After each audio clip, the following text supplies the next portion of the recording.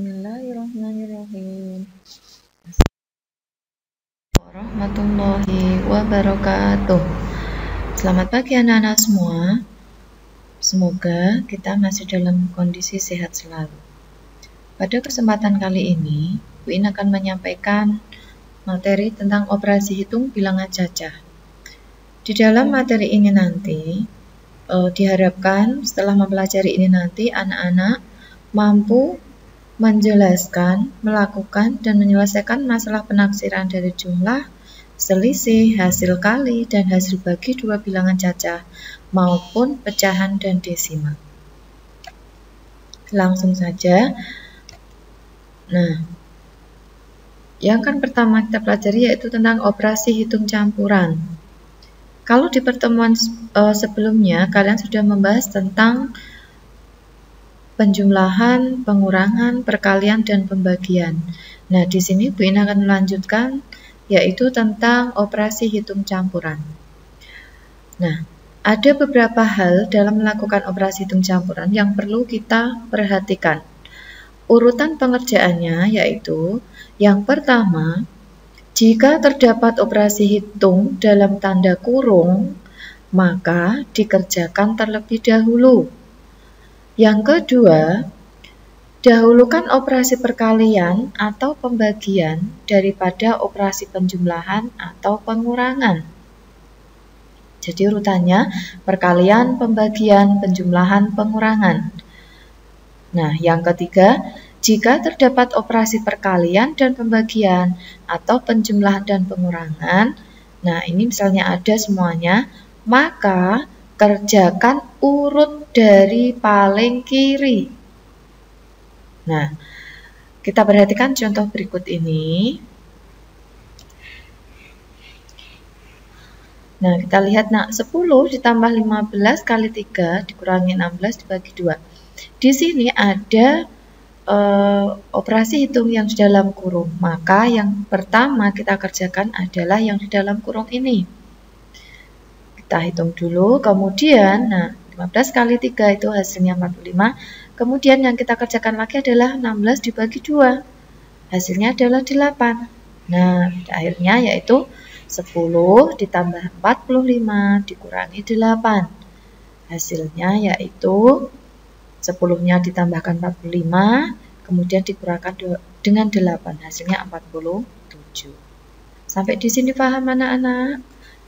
Oke, kita lanjutkan yaitu tentang pembulatan dan penaksiran bilangan. Pembulatan bilangan. Nah, di sini yang pertama yaitu pembulatan ke puluhan terdekat. Bagaimanakah caranya? Nah, yang pertama, perhatikan angka pada tempat satuan. Anak-anak sudah paham ya posisi atau nilai tempat suatu bilangan? Kemudian, jika angka tersebut kurang dari 5, ingat ya, yang dilihat adalah angka pada tempat satuannya. Jika angka tersebut kurang dari 5, maka dibulatkan ke bawah. Nah, kemudian jika lebih dari atau sama dengan 5, maka dibulatkan ke atas. Oke, kita perhatikan contohnya. Bulatkan 32 ke puluhan terdekat. Nah, ini ya, 32. Nah, kalau kita pakai garis bilangan, nah, 32 itu lebih mendekati ke 30. Atau kita lihat, 2 itu kan kurang dari 5. Nah, karena kurang dari 5, maka kita bulatkan ke bawah, yaitu menjadi 30.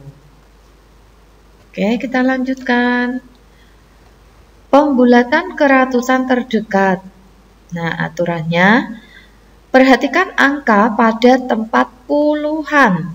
Ingat ya, kalau pembulatan ke ratusan, berarti yang diperhatikan adalah nilai tempat puluhan. Jika angka puluhan kurang dari 5, bulatkan ke bawah. Jika angka puluhan lebih dari atau sama dengan 5, maka dibulatkan ke atas. Kita lihat contohnya. Bulatkan 178 ke ratusan terdekat. Nah, ingat nak, ke ratusan. Berarti yang kita perhatikan adalah nilai apanya, nak? Yaitu yang kita perhatikan adalah nilai tempat puluhan. Nilai tempat puluhannya mana? Nah, nilai tempat puluhannya adalah, ini ya, tempat puluhannya adalah 7. Kita lihat di sini, karena 7 itu kan lebih dari 5, berarti kita bulatkan ke atas. Nah, berarti 178 itu, nah kalau kita akan pakai garis bilangan ini, nak, lebih mendekati ke angka 200 ya. Nah, lebihnya lagi, karena tadi kita lihat angka puluhannya 7, karena lebih dari 5 berarti kita bulatkan ke atas. Berarti 178 itu kita bulatkan menjadi 200. Oke, selanjutnya. Nah, lakukan langkah-langkah yang sama untuk pembulatan ke ribuan terdekat. Ayo, siapa yang tahu? Kalau ke ribuan terdekat berarti yang diperhatikan nilai apanya, nak? Ya, betul sekali jawabannya, yaitu yang diperhatikan adalah nilai ratusannya.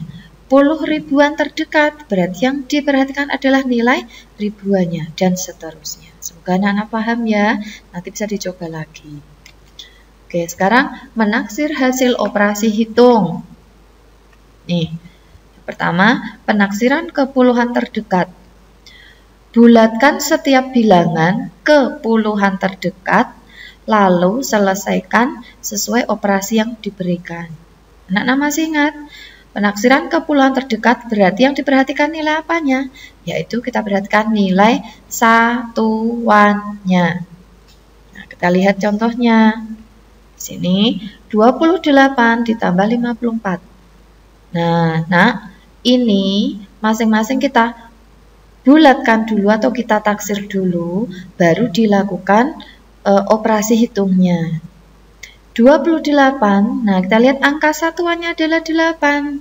Karena 8 lebih dari 5, maka dibulatkan ke atas. Jadilah angka 30. Kemudian 54, angka satuannya adalah 4. Nah, kita bulatkan ke bawah. Jadi berapa, nak? Yaitu 50. Nah, setelah kita bulatkan masing-masing ini, baru kita lakukan operasi hitungnya. Yaitu 30 ditambah 50 sama dengan 80.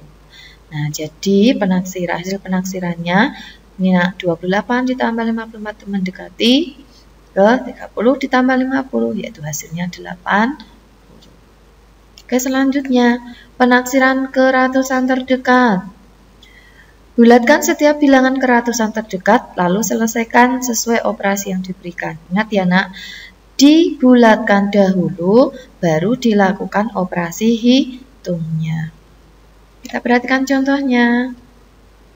136 ditambah 269. Karena di sini ke ratusan terdekat, ya, tadi aturannya bagaimana? Nah, yaitu aturannya kita lihat angka puluhannya. Angka puluhannya di sini adalah angka 3. Nah, karena 3 itu kurang dari 5, maka dibulatkan ke bawah.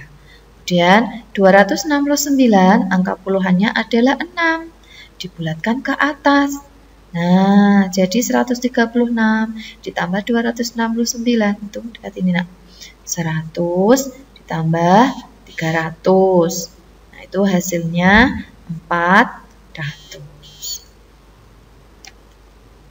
Nah, cara yang sama dapat dilakukan untuk penaksiran ke ribuan terdekat, puluhan terdekat, puluh ribuan terdekat, dan seterusnya.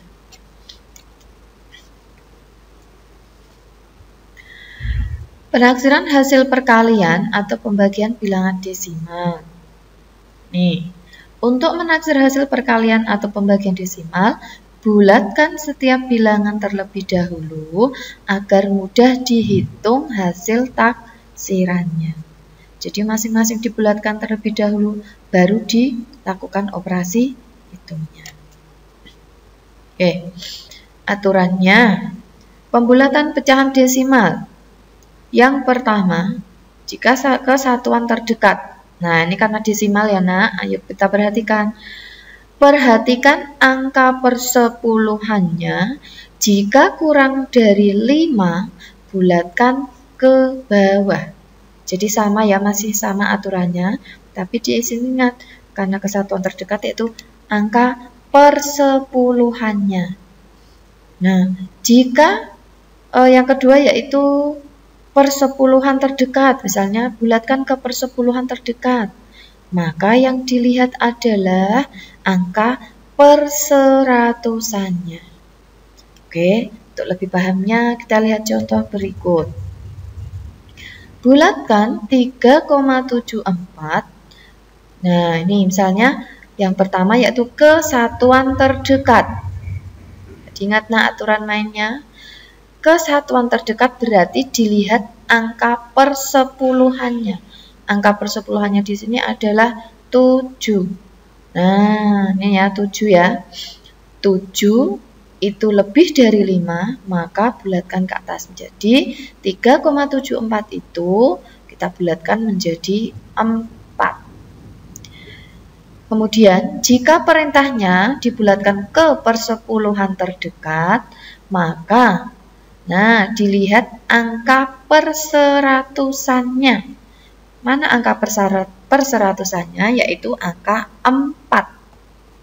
Nih, 3,74 angka perseratusannya adalah 4. 4 itu lebih kecil dari 5 atau kurang dari 5, maka dibulatkan ke bawah menjadi 3,7. Oke, paham ya anak-anak? Nah, ini nak, kita perlihatkan contoh. Hasil taksiran dari 25,7 dikali 4,2. Masing-masing kita bulatkan dulu. Nah, ini nak, 25,7 dibulatkan menjadi 26. 4,2 dibulatkan menjadi 4. Nah, hasilnya baru kita lakukan operasi hitungnya. 26 dikali 4. Hasilnya sama dengan 104. Nah, sekarang contoh yang kedua. Hasil taksiran dari 32,4 dibagi 7,9. 32,4 dibulatkan menjadi berapa? Ya, 32. Karena 4 kurang dari 5, maka hasilnya 32. 7,9 itu karena lebih mendekati ke 8. Nah, berarti 7,9 dibulatkan menjadi 8. Baru kita lakukan operasi hitungnya. 32 dibagi 8, yaitu hasilnya 4. Nah, demikian anak-anak yang bisa Bu In sampaikan. Kurang lebihnya Bu In mohon maaf. Semoga video ini membantu anak-anak untuk belajar. Mohon maaf belum bisa berjumpa. Semoga Allah memberi kesempatan kita untuk segera bertemu. Tetap di rumah, tetap jaga kesehatan. Semangat selalu. Dan ingat, kerjakan tugas-tugas tepat waktu, biar apa? Supaya anak-anak tidak nanti menumpuk-numpuk tugasnya. Terima kasih. Wassalamualaikum warahmatullahi wabarakatuh.